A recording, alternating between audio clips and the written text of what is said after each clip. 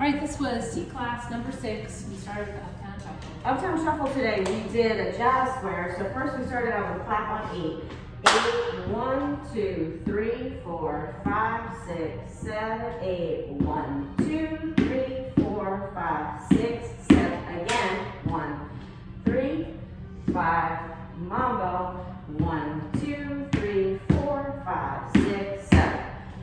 The mambo, usually it's cross, step, step, cross, step, step. This one adds a little rhythm. 1, 2, 3, 4, 5, 6, 7. And you can do whatever you want with your arms. I was doing this, but if you want to change sides, you can do that too. If you want to shimmy, you can do that. It no matter. Perfect. Let's see, we started off by just kind of reviewing a couple of things from last week. Just refer to last week's video, but I don't think we need to go over that right now.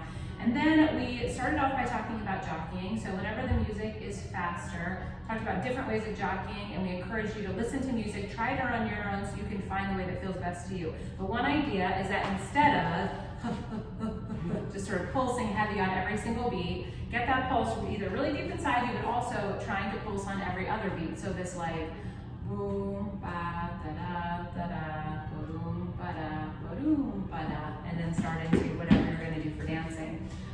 So every other beat, like a more mellow pulse, and again, like that could be bigger if you feel it, or it could be really small. Remember when you're connecting with a partner and starting a dance, a very small weight shift or pulse, your partner is going to feel it. In many ways, I think it calms me down as a follow when my lead just has like a really small, mellow pulse at the beginning there.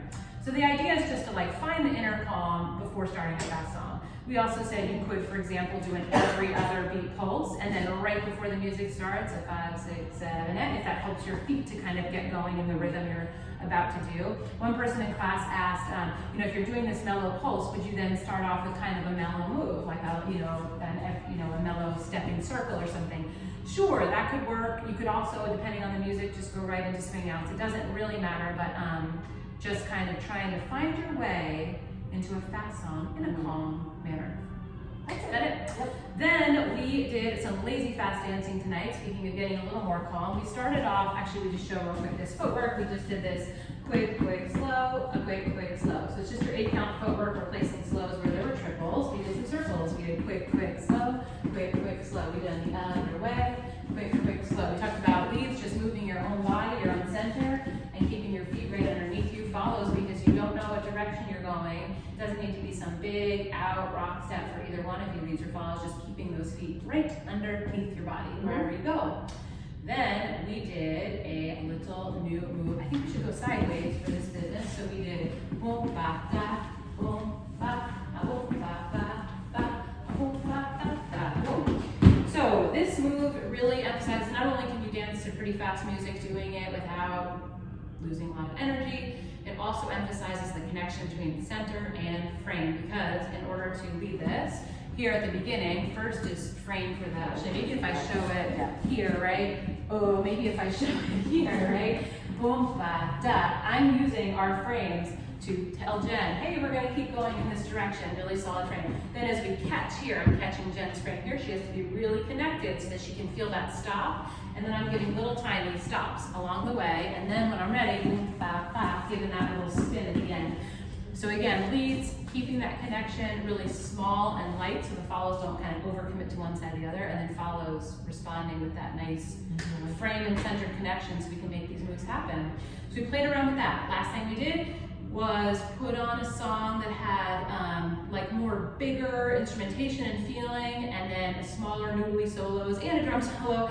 And we just talked about being cognizant of the music that you're dancing to. For example, drum solos aren't the major time to swing out. You might do something totally different. You might break away from your partner, or Jen, gave the idea of like doing this little twist or something, like something different in the drum solo. And maybe during the big instrumentation, you might want to do big swing outs or a bigger Charleston, something like that. And then maybe during those noodly solos, you might want to do something more than like we were doing tonight.